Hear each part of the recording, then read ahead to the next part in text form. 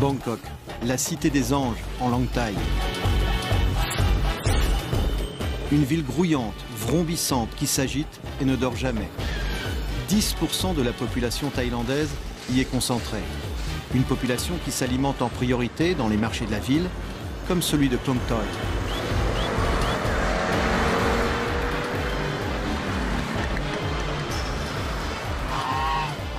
Ici, c'est le royaume des animaux vivants, poulets, canards, poissons, mais aussi de drôles de petites bêtes que dans d'autres pays, l'on trouve davantage dans les forêts que sur les étals.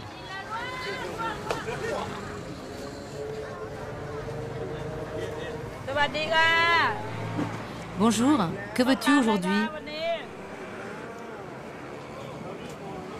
Tu veux de cela? Des scorpions? Quelqu'un en a acheté tout à l'heure. C'est 20 bahts. Tu en veux combien? J'en veux 10.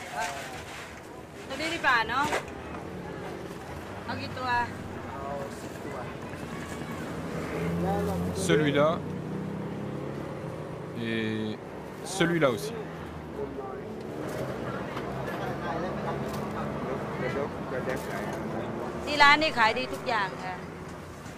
Tous les insectes se vendent bien sur ce stand. Je ne sais pas quelle quantité j'en vends chaque jour, mais j'en vends beaucoup. En un mois, ça dépasse plusieurs tonnes. Merci, à la prochaine.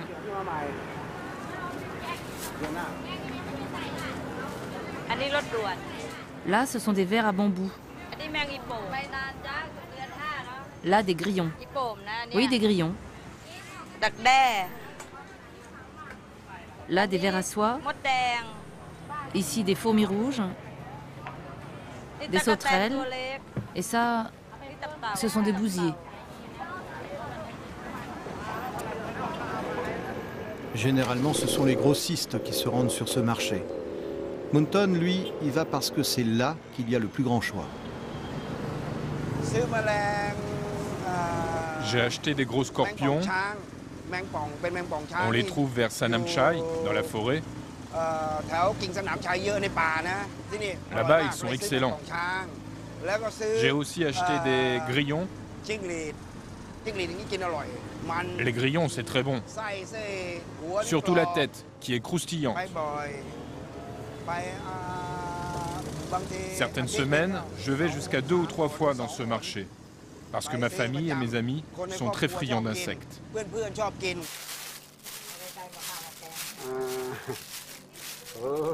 En Thaïlande, 44 espèces d'insectes sont considérées comme comestibles. Même s'ils coûtent en moyenne 2 à 3 fois plus cher que la viande de porc, cela reste une nourriture populaire que l'on consomme en guise d'apéritif. C'est facile à préparer, on les fait juste frire. Tu les jettes dans l'huile et quand c'est cuit, tu les manges. C'est tout.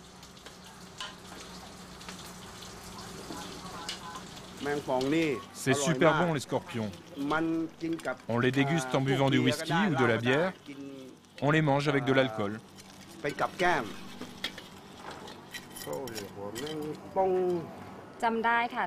Je me rappelle que la première fois que j'ai vu des insectes, c'était dans un centre commercial.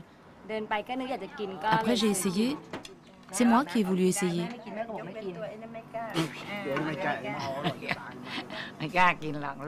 J'ai peur d'en manger, même si ma fille me dit d'essayer. C'est le fait que ce soit des insectes. C'est leur forme qui m'effraie. Surtout les scorpions et les sauterelles.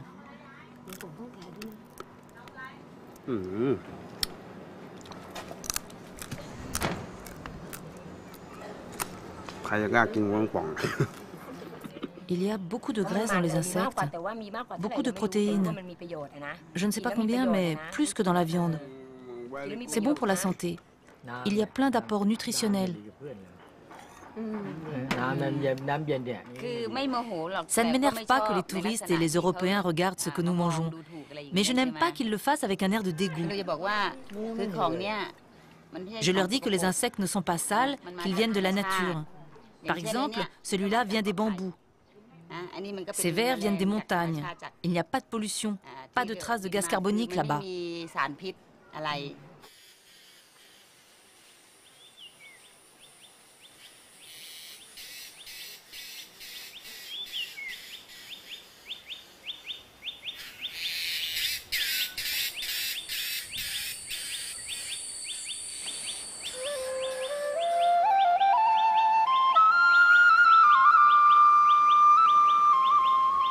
En Thaïlande, chaque région a ses insectes et chaque insecte sa saison. La plus propice est celle qui suit la mousson, mais la période sèche n'est pas pour autant synonyme de chômage. Ainsi, dans le nord, les paysans n'hésitent pas à délaisser leurs champs pour partir à la chasse aux insectes. Comme tout est affaire de goût, chacun a également sa spécialité. Pour Nakeu et son mari, ce sont les vers à bambou. Quand je vois un bambou, je sais s'il y a des vers dedans, parce qu'il y a des petits trous que je vois de l'extérieur.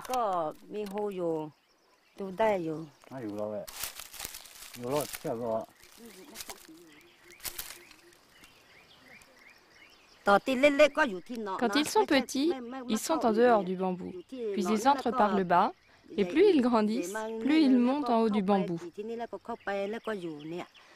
Quand les bambous sont jeunes, mon mari peut récolter jusqu'à 2 kilos de vers par jour.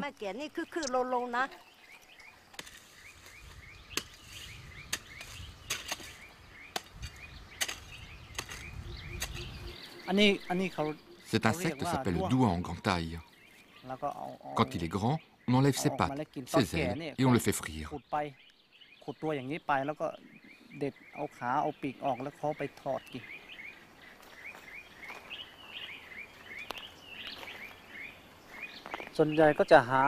J'aime bien ramasser les vers à bambou et les grillons aussi.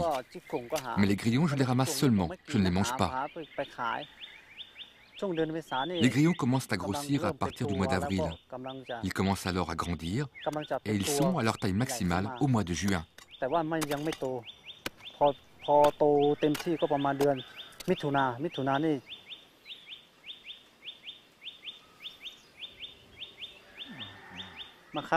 Souvent, en grattant la terre, on les coupe et on les tue sans le faire exprès.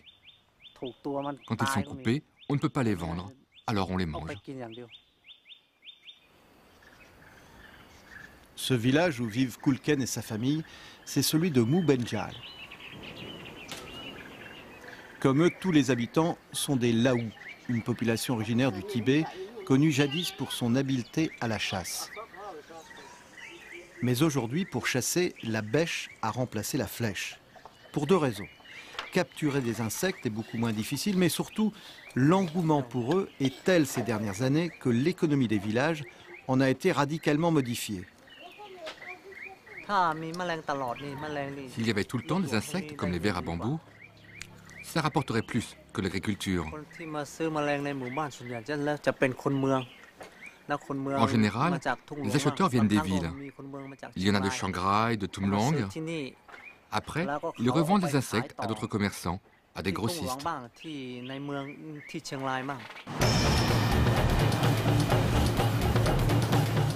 À 900 km au sud de Mubenjal, Bangkok.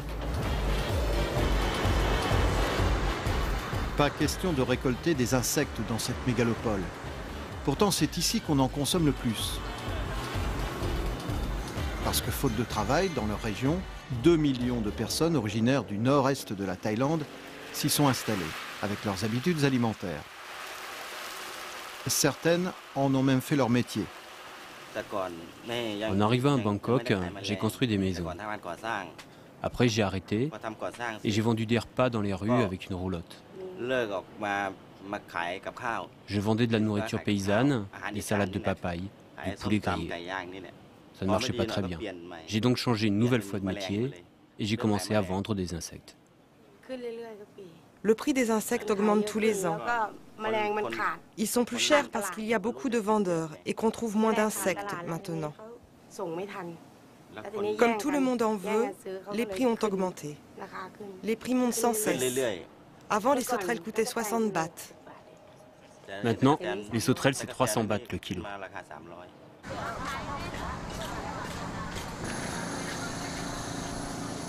300 bahts, soit un peu plus de 6 € le kilo de sauterelles à l'achat. Pour vivre de son travail, Dom doit vendre quotidiennement 20 kilos d'insectes.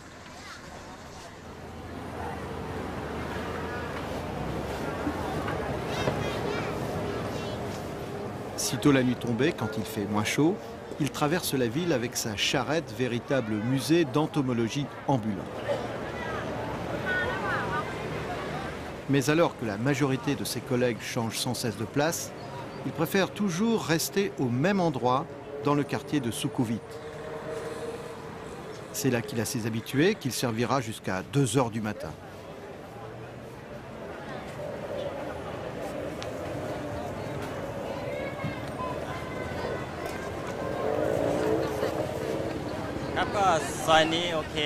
Dans cette rue, c'est bien de vendre la nuit. C'est là que je gagne beaucoup d'argent, parce qu'il y a beaucoup de passages, de touristes. Les gens achètent de tout, mais ce qui se vend le plus, ce sont les sauterelles. Plus que tout ce qu'il y a à côté. Les sauterelles, c'est number one.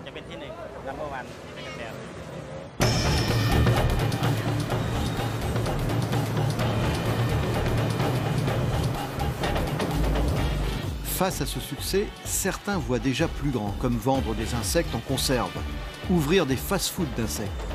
Dom, lui, se verrait bien à la tête d'une petite structure de vendeurs ambulants. En Thaïlande, les sauterelles ont du souci à se faire.